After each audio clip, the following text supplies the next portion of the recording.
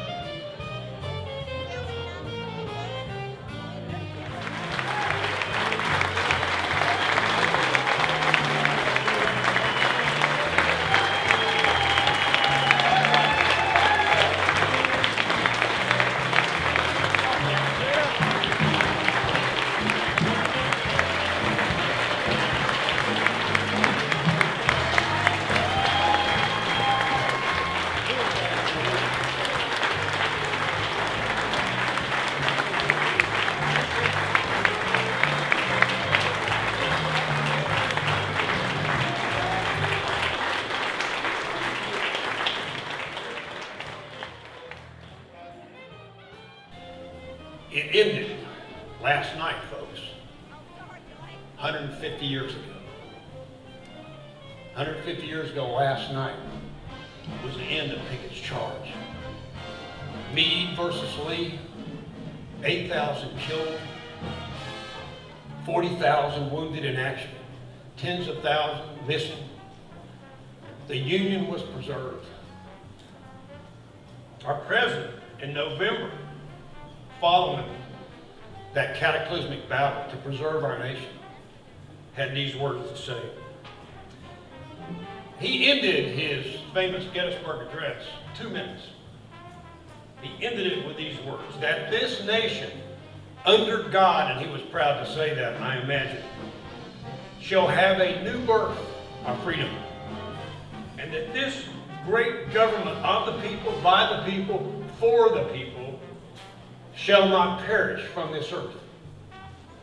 149 years later, this young man and tens of thousands of other men and women went forth into battle because on September 11, 2001, perhaps arguably, in spite of all the wars we fought since 1861 to 65, in spite of that, arguably the greatest threat to Lincoln's dream had transpired. America being attacked by radical Islamic fundamentalists who do not believe in your way of life. And their view then, as it is now, was to replace your government with a different government. And so young men and women answered the call, just like our Vietnam veterans, Korean War veterans, our World War I, II veterans, it goes on, answer the call. I asked this young man, when I first saw him soon after he returned from the battlefield, why he joined the Army. Many people joined for many reasons, college education. He was a college graduate. He didn't need any more education. Why did you join the Army? And kinda, this is what he told me. That this nation, under God, shall have a new birth of freedom, and that this government of the people, by the people, and for the people, shall not perish from this earth. Now, he didn't use those words, but that's what that young man said. We're so blessed, honored, and privileged to have young men and women of this ilk to ensure that our nation, when challenged from threats, in this case, from a far land, from far lands, but penetrating into our homeland, when those threats transpire, that these young men and women have the courage and purpose to go forth into battle. So a little over a year ago, this young man was literally blown up in combat. Came forth his wife, Tori, one of the greatest young women I've ever met. Yeah. Here it is.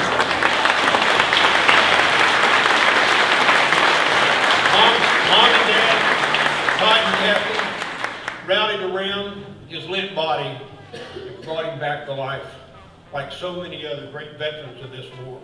Amen. And then, over the last year, Mark Wilson, his team, and all of you all, I can't even begin to name them all. I don't even know you all very well.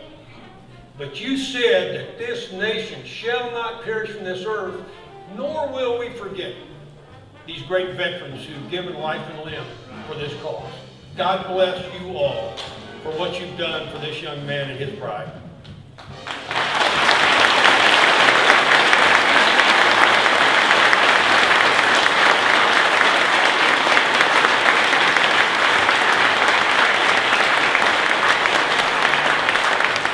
I'll conclude my remarks, and I'll say it for a third time.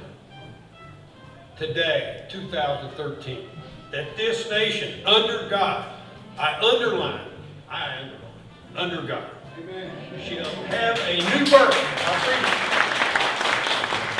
and that this government of the people, not of the government, but of the people, by the people, for the people, shall not perish from this earth. Thank you, sir, for your commitment to America.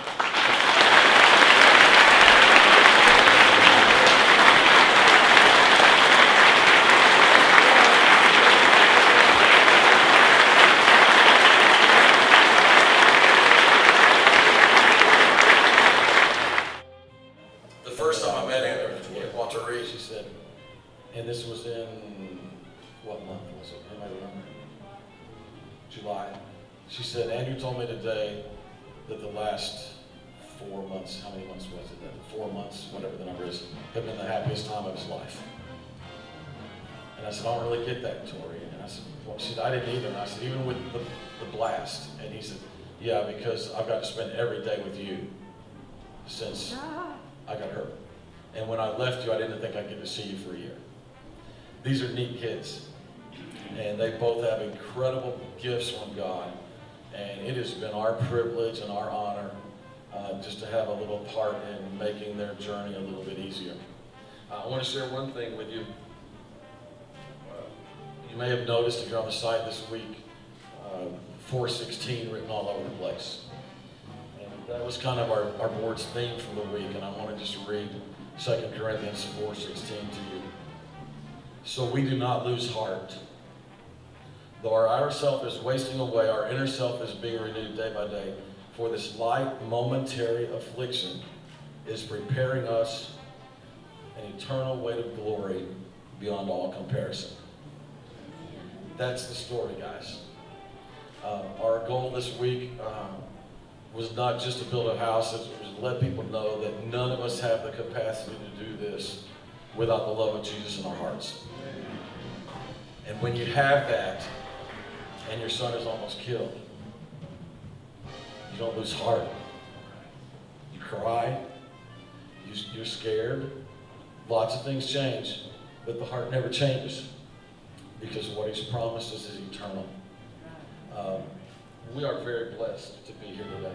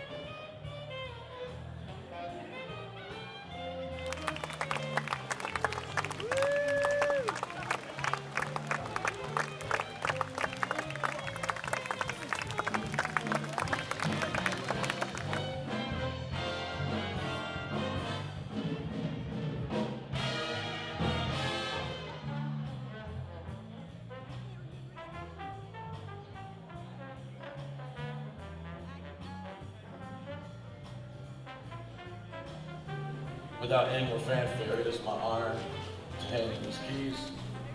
On the back it says 2 Corinthians 4:16, July the 4th, 2013. It It's got a big S on it for Steps to Hope, or Smith, whatever. Thank you for your service, what you've given up for us. People like you. It's been a great privilege.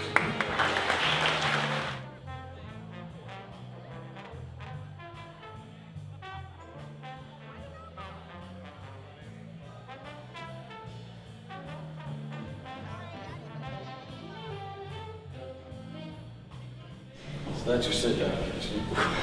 And when you got your legs, you got another one over here. Yeah. I saw this yesterday and someone told me it was scratch more than another. This is amazing. Yeah. It's over here. I mean, Words don't say it. Words don't say enough. Did you show them the dishwasher one? what? Anders like? Wow.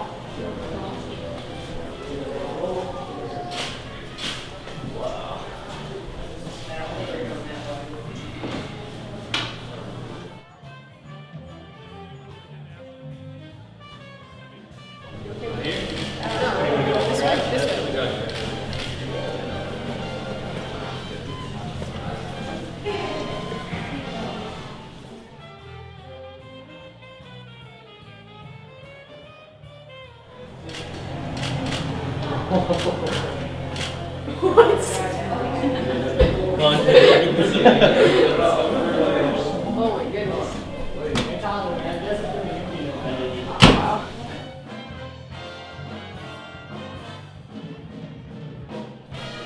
We've said thank you all week long, but this is the last day.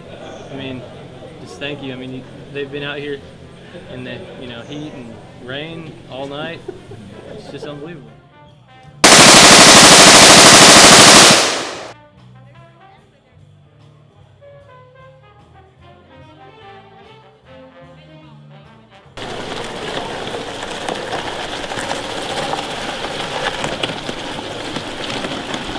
A couple things we're still going to add to this, okay? But to get you started, we got you some targets set up here. Need a little time to get out of the house, right? Back here, Absolutely. relieve some stress. So So this is the pug mix is this, right? All right. there's a couple loads of gravel up in here. So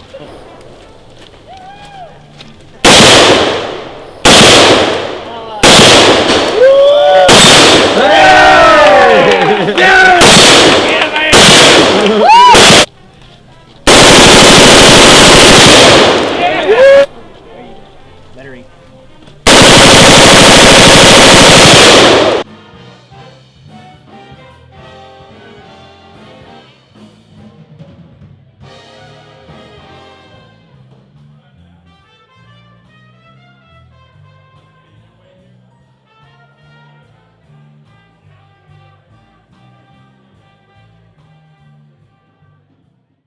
Welcome to America.